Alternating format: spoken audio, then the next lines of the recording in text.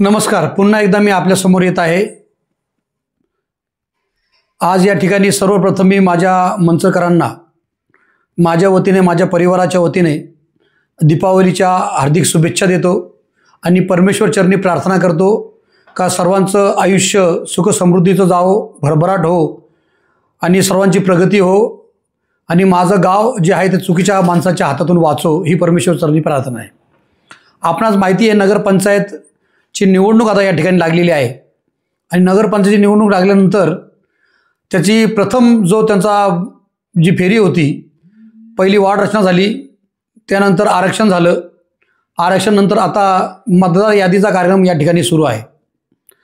तुम्ही बघताय का देशामध्ये पण सगळी आराजा माजलेली आहे मतदार यादीच्या गोंधळावरून।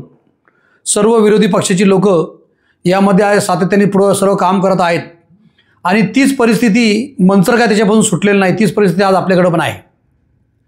आपल्या मतदार याद्या कधी तुम्ही बघितल्या तर त्या मतदार याद्यामध्ये नक्कीच घोळ आहे, परंतु सर्वात महत्त्वाची बाब आज जी मी तुम्हाला सांगू इच्छितो का आता निवडणूक लागल्यानंतर जे ठराविक नगरपंचायत ज्यांच्या ताब्यात जी अशी लोक आहेत अशा लोकांनी मतदार यादीमध्ये मोठ्या प्रमाणात घोळ सुरू केलेला आहे।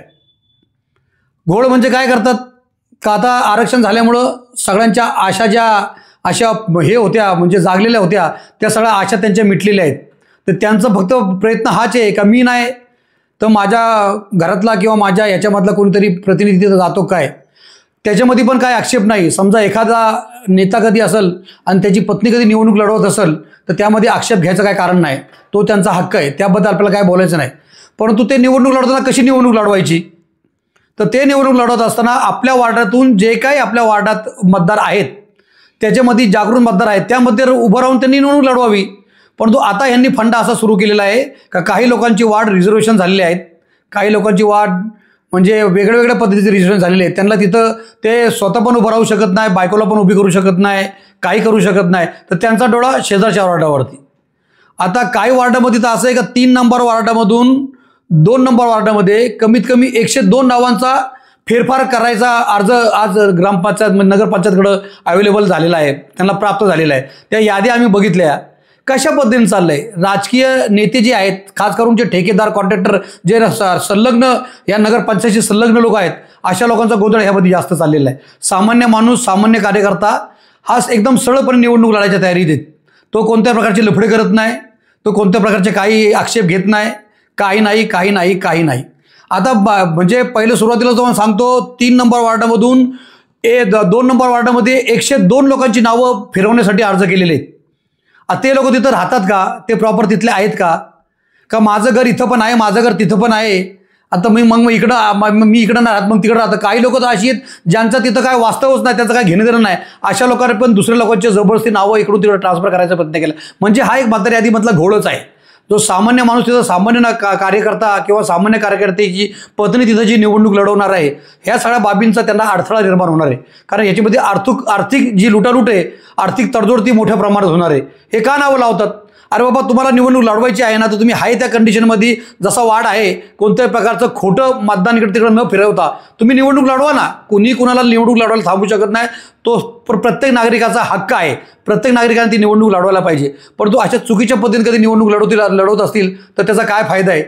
म्हणजे अशा पद्धतीने हे सगळं चाललंय। आता मला तुम्ही विचार करा, मी यादी करून त्याची मी रिसर्च तक्रार पण केलेली आहे। आता राहिला प्रश्न माझा, आता इकडं पण जो वार्ड आहे 9 नंबरचा वार्ड, 9 नंबरच्या वार्डामध्ये पण हीच परिस्थिती आहे। 9 नंबरच्या वार्डामधून कमीत कमी 35 ते 40 लोक वार्डामधून बाहेर राहायला गेलेली आहेत। त्यांचं वास्तव्य बाहेर आहे, सगळं बाहेर आहे, परंतु त्यांच्या कोणीतरी एखादा प्रतिनिधित्व उभा करायचा म्हणून किंवा एखाद्याला हे शय द्यायची म्हणून त्या ठिकाणी त्यांनी तिकडची जी गेलेली नावं आहेत ती पण परत त्यांनी ह्या वार्डामध्ये अर्ज केलीत का ह्यांची नावं ह्या वार्डामध्ये लावा।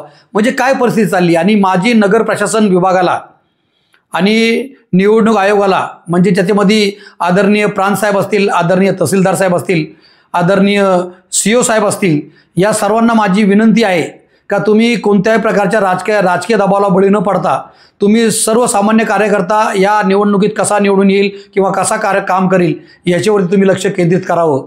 आणि ह्या ज्या गोंधळ जो चालला आहे इकडून तिकडं नाव फिरवायचा, मी तुम्हाला 100% सांगतो, आम्हाला जास्त प्रमाणात कधी याच्यामध्ये कधी गोंधळ कधी दिसला तर मी कोर्टातही जाऊ शकतो, माझ्याबरोबर बरेच लोक कोर्टात जायला तयार आहेत। परंतु तुम्ही हा गोंधळ तिथं थांबू नका, आम्हाला तुमच्या विरुद्ध कोर्टात जायची पाळी तुम्ही आणू नका। जे लोक बोगस पद्धतीने नाव फिरवायचा प्रयत्न करतात त्यांना त्यापासून थांबवा, त्यांची नावं ट्रान्सफर करू नका. आणि मतदार यादीचा घोळ आतापर्यंत फक्त मनसरचं नाव कुठं आलेलं नाही आहे. आता आजपासून मनसरचं पण नाव येईल मतदार यादीच्या घोळमध्ये. ते नाव तुम्ही पुरं देश पातळीवर, महाराष्ट्र पातळीवरती, राज्य पातळीवरती पोहोचू नका. आणि ज्यांची सत्ता आहे त्यांचा जो सत्तेचा माज आहे तो सत्तेच्या माजेच्या नादी तुम्ही लागून आणि सामान्य कार्यकर्ते तुम्ही अन्याय करू नका. आणि राजकीय दबावाला बळी न पडता कोणी कोणतेही नावं इकडून तिकडं ट्रान्सफर करत असताना तो माणूस नेमका तिथं राहतोच का? आता मग माझे 3 वार्डामध्ये 3 बिल्डिंग आहेत. मग प्रत्येक वार्डामध्ये मी माझ्या बिल्डिंगमध्ये नावं लावून घेऊ का? तुम्ही लावणार आहे का माझ्या प्रत्येक बिल्डिंगमध्ये, माझ्या वार्डामध्ये माझी नावं? अहो नाही लावू शकत. मी जिथं राहतो तिथं राहतोच ना.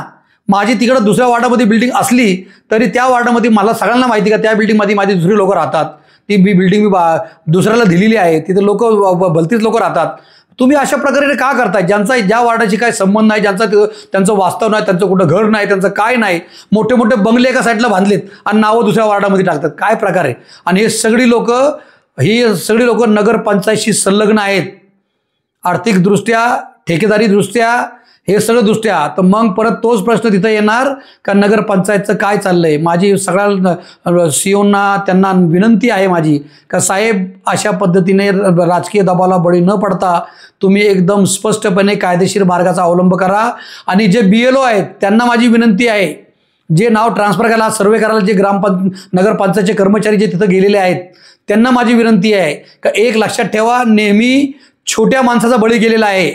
वरिष्ठ अधिकारी कधी कोणाचा बळी याच्यामध्ये जात नाही. जे लोक सर्वे करायला जातात त्यांना माझी विनंती आहे का तुम्ही सर्वे करायला जाताय, तुम्ही चुकीच्या पद्धतीने सर्वे करू नका. उद्या याच्यावरती ॲलिगेशन झालं, हे बाबी कोर्टात गेल्या, कुणी ॲलिगेशन केलं, कुणी सर्वे केला, त्याची सही त्या रिपोर्टवरती असती तर हे वरिष्ठ अधिकारी आपल्या अंगावर कोणी घेणार नाही. याच्यामध्ये सामान्य जो कर्मचारी आहे नगरपंचायतचा ह्याचा बळी जाईल. तर नगरपंचायतच्या कर्मचाऱ्यांना पण माझं एकदम विनम्र आव्हान आहे का त्यांनी कोणत्या प्रकारचं खोटं नाटं काही करू नये. कुणी सांगू द्या, माझ्यासारख्या सांगू द्या, कुणी सांगू द्या, राजकीय दबावाला बळी न पडता प्रामाणिकपणे परमेश्वराला समोर ठेवून तुम्ही हे सगळे नावं ट्रान्सफर करा. आणि मतदार यादीचा घोळ मी पुन्हा एकदा प्रशासनाला ही विनंती करतो का प्रांतसाहेब असतील, तहसीलदार साहेब असतील आणि नगरपंचायतचे CO साहेब असतील, या सर्वांनी यामध्ये घोळ घालण्याचा प्रयत्न करू नका अशी तुम्हाला मी नम्र विनंती करतो. सामान्य कार्यकर्त्याला याच्यामध्ये आर्थिक उलाढाल न करता सामान्य कार्यकर्त्याला निवडणूक लढू द्या, एवढीच मी या ठिकाणी विनंती करतो. आणि पुन्हा एकदा मनसरकरांना मी जागरूक करतो का तुम्ही या लक्ष ठेवा. मतदार याद्यांचा घोळ मोठ्या प्रमाणात चाललेला आहे, याच्याकडे लक्ष द्या, दक्ष राहा. पुन्हा एकदा दीपावलीच्या शुभेच्छा. सर्व पत्रकारांना दीपावलीच्या शुभेच्छा, नागरिकांना दीपावलीच्या शुभेच्छा. आणि सगळ्या अधिकाऱ्यांना, प्रशासकीय अधिकाऱ्यांना, सर्वांना दीपावलीच्या शुभेच्छा देऊन या ठिकाणी थांबतो. जय हिंद, जय महाराष्ट्र, जय भारत, जय काँग्रेस. या कार्यक्रमाचे प्रायोजक डॉक्टर साळी यांचे get well multispeciality hospital and test tube baby centre. संपर्क क्रमांक 96 23 23 30 30.